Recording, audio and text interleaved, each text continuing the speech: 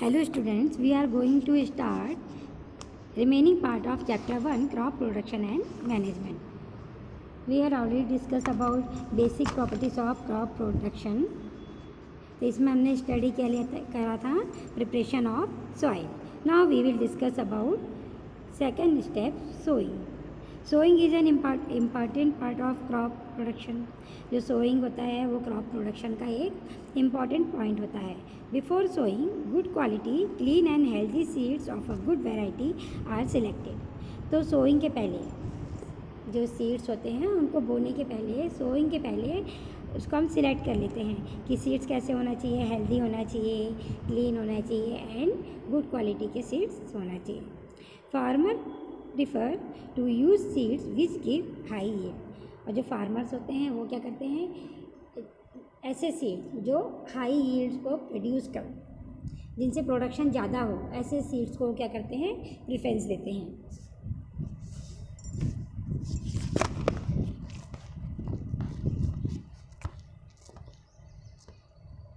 अब एक इसको देखने के लिए कि जो सीड्स हैं सिलेक्शन, अब हम क्या करते हैं, सोइंग के लिए सीड को सिलेक्ट करते हैं. तो now we will discuss about selection of seed. Activity 1.1. Take a beaker and fill half of it with water. आपको एक बीकर लेना है और उसको हाफ वाटर से फिल कर देना है. Put a handful of wheat seeds and stir well. फिर आपको क्या लेना है, एक मुट्ठी व्हीट या कोई भी आप जो भी ग्रेन हो उसका सीड्स आपको लेना है और उसमें स्टेयर करके उसको थोड़े टाइम के लिए ऐसे ही रख देना है. Are there seeds which float on water. अब कौन से वाले सीड वाटर के ऊपर फ्लोट करेंगे. वुड दोज बी लाइटर और heavier than those which sink. तो ऐसे वाले जो कि लाइट होंगे वेट में, या फिर ऐसे कि जो हैवी होंगे. हमको देखना है कि कौन से वाले सीड उसमें फ्लोट करते हैं वाटर के ऊपर. Why would they B lighter. अभी कुछ सीड ऐसे हैं जो पानी में सिंक हो जाएंगे और कुछ ऐसे होंगे जो कि फ्लोट करेंगे. तो जो फ्लोट कर रहे हैं तो वो फ्लोट क्यों करते हैं. Damage seeds become hollow and others lighter therefore they float on water. अब जो डैमेज सीड होते हैं, अगर सीड ख़राब हो गए हैं, डैमेज हो गए हैं, तो वो क्या होते हैं, अंदर से हॉलो हो जाते हैं, खोखले हो जाते हैं, खाली हो जाते हैं. तो जिसके कारण वो वेट में हल्के हो जाएंगे, लाइट हो जाएंगे और वाटर के ऊपर फ्लोट करने लगेंगे. This is a good method for separating good healthy seeds from the damage one. और जो डैमेज सीड्स में से हेल्दी और गुड क्वालिटी के सीड को सेपरेट करने का एक ये अच्छा मेथड होता है. Before sowing, one of important tasks is to know about the tool used for sowing seeds. अब सीड को हमको सोइंग करना है, तो इसके लिए सबसे पहले इम्पॉर्टेंट टास्क क्या होगा कि हम कौन से टूल लें जिससे हम क्या कर सकें, उसको सोन कर सकें. तो now we will discuss about traditional tool. यहाँ देखिए, अभी आपको डायग्राम में दिखाती हूँ मैं ट्रेडिशनल टूल.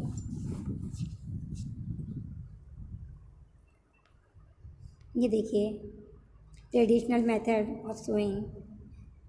पहले इस तरह से हम क्या करते थे, सीड को सो करते थे. अब इसको हम स्टडी कर लेते हैं, इसके बारे में पढ़ लेते हैं क्या बताया है इसमें. The tool use traditionally for sowing seed is shaped like a funnel. अब जो ऐसा टूल ट्रेडिशनली टूल जो हम यूज़ करते हैं उसका शेप कैसा होता था, फनल के जैसा. The seeds are filled into the funnel. अब देखो यहाँ पर ये दिया है फनल, देखिए यहाँ पर है ना. तो ये फनल दिया हुआ है, इसमें क्या करते हैं, the seeds are filled into the funnel. अब इसमें हम सीड्स को फनल में डाल देते हैं. Pass down through 2 or 3 pipes having sharp end. अब देखो यहाँ पर पाइप्स, फनल जो है पाइप से अटैच है. अब ये पाइप के थ्रू, ये पाइप्स जो होते हैं उसमें शार्प एंड्स होते हैं. 2-3 पाइप्स लगे होते हैं और उनमें शार्प एंड होते हैं. This ends pierce into the soil and place seed there. अब ये जो पाइप्स होते हैं ये क्या होते हैं, जो सॉइल होती है उसके अंदर धंसे हुए होते हैं और उसमें सीड चले जाते हैं.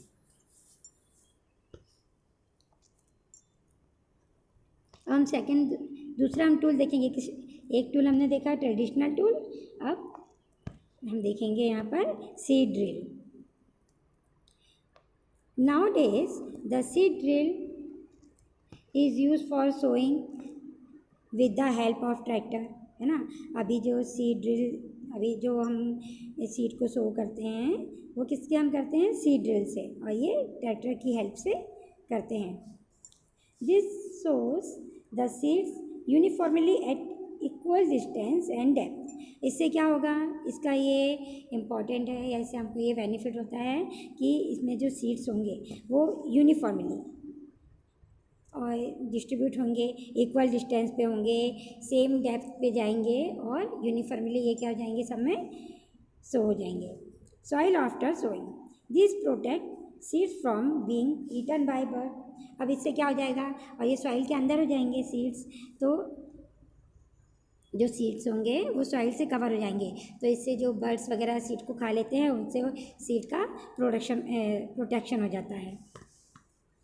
Sowing by using a seed drill save time and labour. अब सीड ड्रिल से अगर हम सीड को सो करते हैं तो हमारा टाइम भी बचता है और हमारी मेहनत भी बचती है।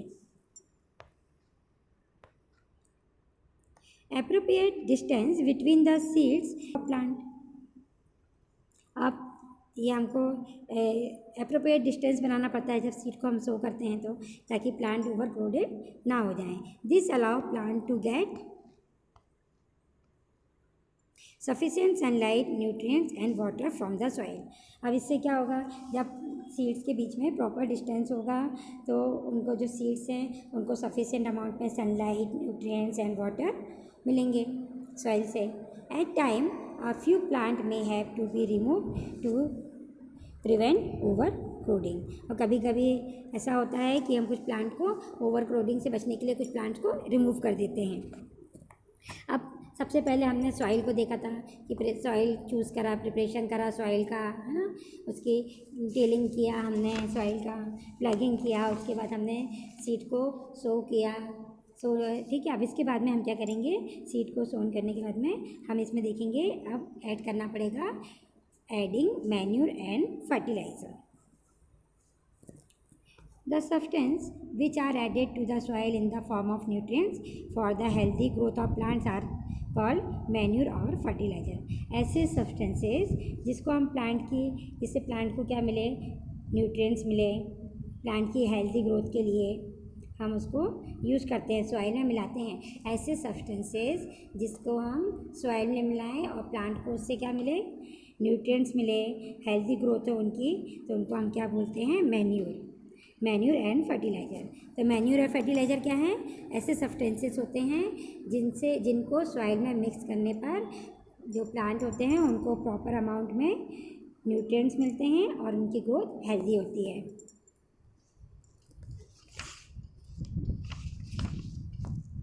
Soil supplies minerals nutrient to the crop plant.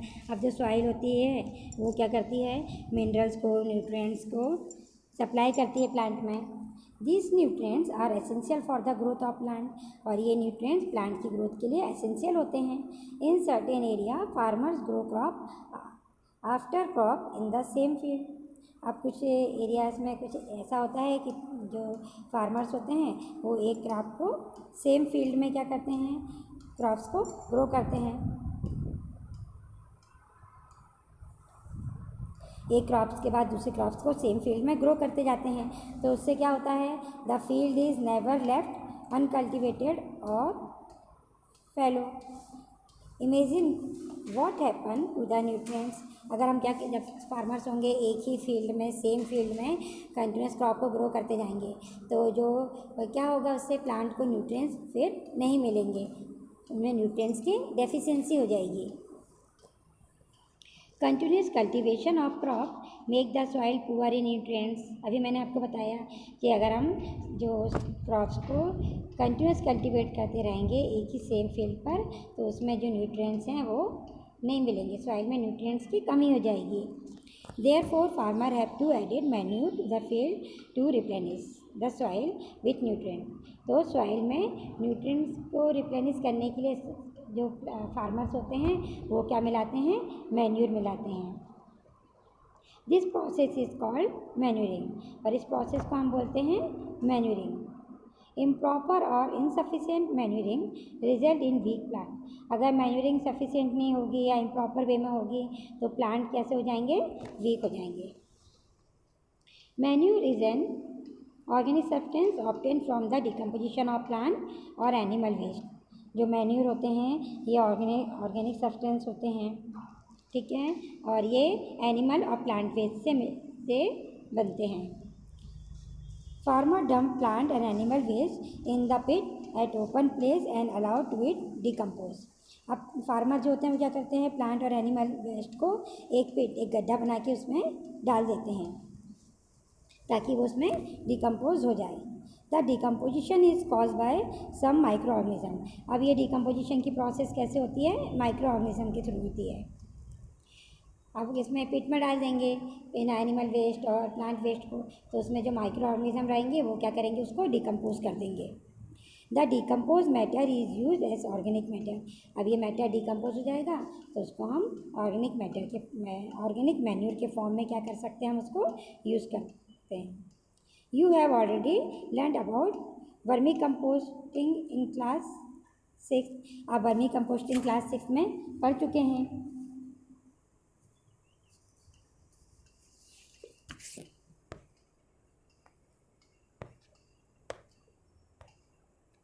Did plant in all the glasses grow at the same pace? अब यहाँ पर हमको एक्टिविटी 1.2 देखना है।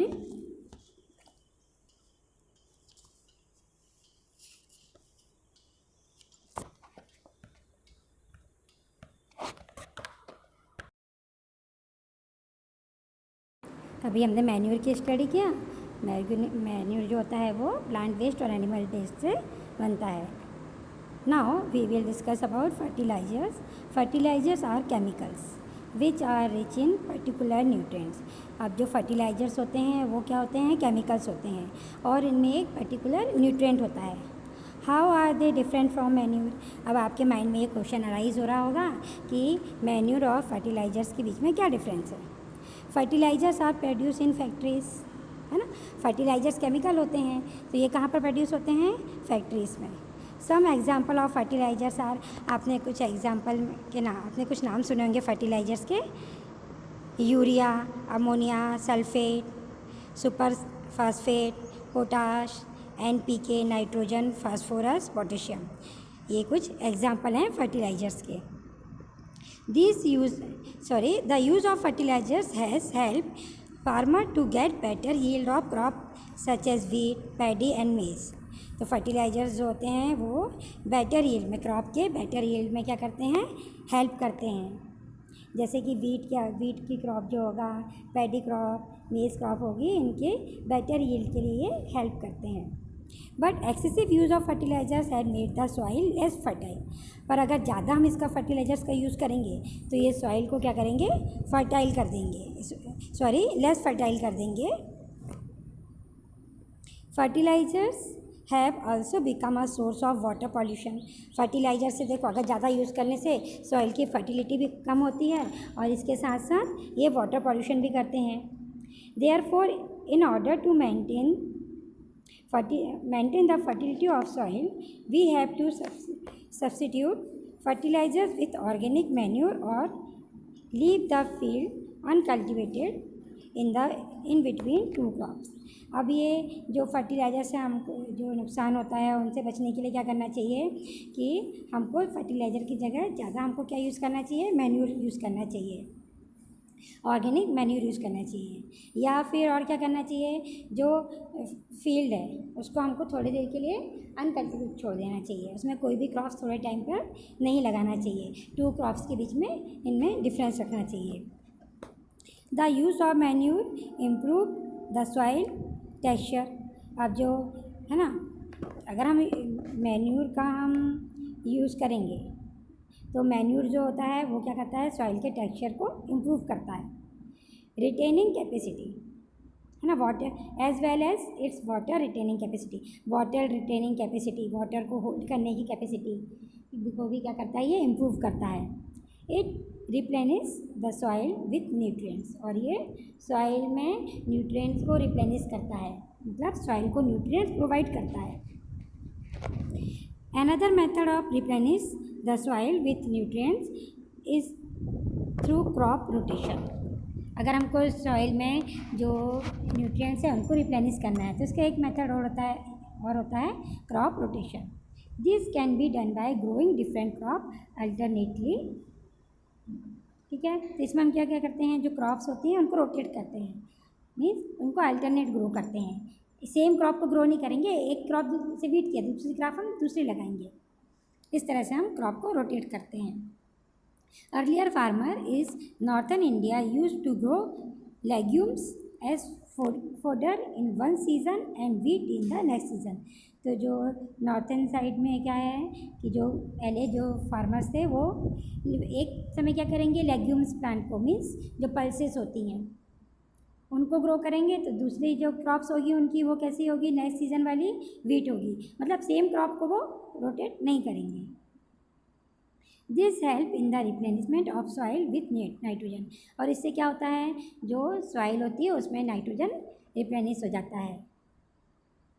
Farmers are being encourage to adopt this practice. In the previous classes you have learn about rhizobium bacteria, है ना। Previous classes में आपने राइजोबियम बैक्टीरिया की स्टडी किया है। These are present in the nodules of root of leguminous plant. अब ये क्या होते हैं, जो लेग्यूमिनस प्लांट होते हैं उनके रूट नोड्यूल्स में प्रेजेंट होते हैं। लेग्यूमिनस प्लांट मीन्स जैसे बीन्स हो गए, ग्राम हो गए, है ना, पल्सेस हो गए, तो इनको हम क्या बोलते हैं, लेग्यूमिनस प्लांट। इनसे प्रोटीन मिलता है, तो उन प्लांट्स के जो रूट नोड्यूल्स में प्रेजेंट होते हैं, जो रूट होती है उनमें छोटी छोटी सी नॉट्स बन जाती हैं, तो उसको बोलते हैं रूट नोड्यूल्स। तो ये जो राइजोबियम बैक्टीरिया होता है, राइजोबियम जो होता है वो रूट नोड्यूल्स में प्रेजेंट होता है लेग्यूमिनस प्लांट की। दे फिक्स एटमॉस्फेरिक नाइट्रोजन, और ये क्या करता है, एटमॉस्फेयर की नाइट्रोजन को फिक्स करता है। अब देखिए यहाँ पर आपको डिफरेंस दिया है, difference between fertiliser and manure. अभी जो हमने स्टडी किया पूरा fertilizers in man-made inorganic soil और manure is natural substance obtained by the decomposition of cattle dung and plant reduce। अभी हमने पहले भी पढ़ा कि फर्टिलाइज़र जो होते हैं वो फैक्ट्री से बनते हैं, मैन मेड होते हैं, इनऑर्गेनिक सॉल्ट होते हैं, और जो मैन्यूर होता है वो जो एनिमल वेस्ट और प्लांट वेस्ट जो होता है उनसे मिलके बनता है। Fertiliser is prepared in factories, manure can be prepared in field, है ना। मैन्यूर को बताया था कि जो फार्मर्स होते हैं वो फील्ड में क्या कर देते हैं, पिट कर देते हैं, और उसमें ये जो वेस्ट होते हैं, एनिमल वेस्ट और प्लांट वेस्ट होते हैं, उनको उसमें डाल देते हैं और वो डिकम्पोज होकर मैन्यूर बनाते हैं। Fertilizer does not provide any humus to the soil. अब फर्टिलाइज़र्स जो होते हैं वो किसी भी ह्यूमस को प्रोवाइड नहीं करते हैं सॉइल में। Manure provide a lot of humus to the soil, और जो मैन्यूर होते हैं वो क्या करते हैं, बहुत सारे ह्यूमस को प्रोवाइड करते हैं। ह्यूमस मीन्स जो उनमें माइक्रो ऑर्गेनिजम्स होते हैं सॉइल में प्रेजेंट होते हैं और जो सॉइल की फर्टिलिटी के लिए हेल्पफुल होते हैं, उनको हम क्या बोलते हैं, humus. Fertilizers are very rich in plant nutrient like nitrogen, phosphorus and potassium. Fertilizers में न्यूट्रिएंट ज़्यादा होते हैं जैसे कि नाइट्रोजन, फास्फोरस और potassium, but manure is relatively less rich in plant nutrient. Manure जो होते हैं उसमें प्लांट न्यूट्रिएंट्स थोड़े कम होते हैं, पर ये हार्मफुल नहीं होते हैं प्लांट के लिए।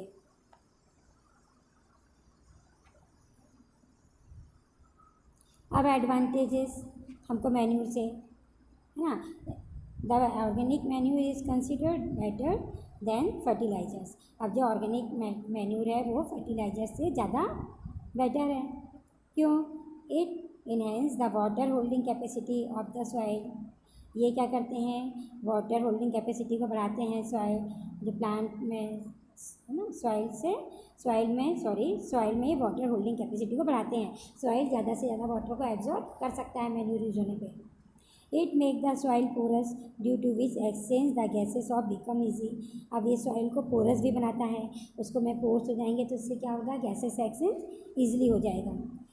It increase the number of friendly microbes. अब ये जो फ्रेंडली माइक्रोब्स होते हैं उनके नंबर पे इंक्रीज़ करता है।